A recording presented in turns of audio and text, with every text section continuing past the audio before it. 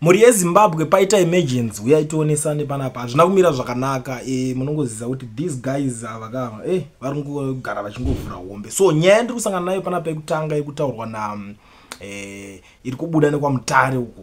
Kwa Mutare uko Tino Machakaire vamuvhovhonora. But tisati tasvika pana Tino Machakaire pane zvinhu zvandida kungokuzivisai pari kutaurwa na George Charamba, spokesperson wavaMnangagwa, ari kuti but machamisa chete chete muri mastupid time kungonzwa zvangu kuda kutaura chokwadi mamukasei asi mese nakamara wenyu. Imagine. That's why patinoita zoya vamwe dzimwe nyika pavanozoona pana tachiuya panapa tichijamuka tichidivana vachiti iko imimi wise problem yenyu ndiyene vana ivo ndo vega vanotitanga muri yeZimbabwe matozoona kuti tatangwa.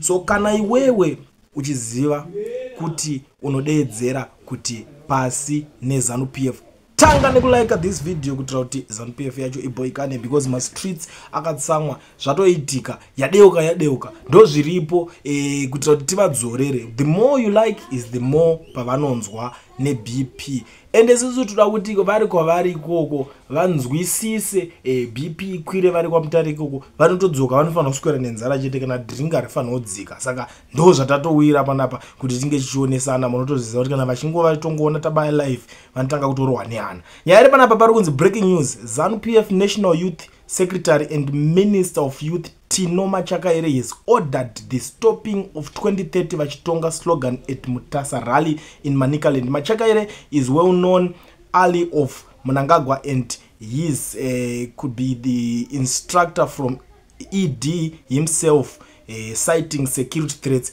Patoipa hakuna kumira mushe kani inozati takagara tazvitaura kuti this young man iyeka angori drive a confusion everything ari kungoita zvake but anoziva kuti at any given time vanongomuudza kuti mira zvauri kuita izvozvo because wakutionesa pastrategy vakutotionera bhozi uchatoisa counter attack ndo inenge iripo manje. Saka apa iye angarongorotomuka achienda achiti inini ndiri loyal ndinoita zvese chero zvandinenge ndangoda because ndinge ndichitoitira kuti kuside kwangu ndirambe ndakachengetedza basa rangu. Loyalty yakakosha chero makazondituka chero makandiita sei handina basa nazvo nekuti ndo basa rangu riripo. Muri kungoziva kuti atori mahwali koko. Imagine kuti iwe unongochinzi iwo ndiwe youth mouthpiece ndiwe engine yacho youth patient paiye vakada kusvitsa anything youth ndo pavanosvikira ipapo votaura naye. So that's right. Zvamuri kuita izvo zvongazvimbomira ndo nyaya iri kutobuda iko zvine zviri kutenderera irimo mumastreets.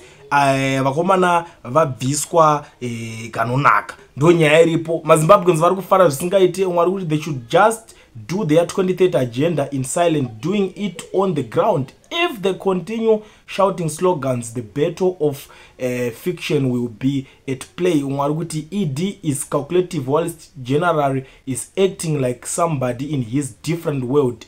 Umwaruguti zvamanje manje aiwa mwari ngawamboita kuda kwavo pari kupisa hama dzadiwa hazvina kumira zvakanaka. So tiri panyaya iyoyo tabva tangosangana neimwe iri kubuda iko zvinezvi. This young lady afunga kuvhura hombe. I don't know kuti ndokubatsira hurumende kutorera vanhu mari kwacho here kana kuti kuita sei. But nyaya iripo iri kubuda iri kunzi the Postal and Telecommunications Regulatory Authority of Zimbabwe (POTRAZ) has begun strict enforcement of data protection laws mandating all organizations that collect personal data to obtain licenses. At a recent breakfast meeting, Minister of ICT, Postal and Carrier Services Honorable Tatenda Matevera highlighted the agents of compliance for both public and private entities, including churches and business-oriented WhatsApp groups.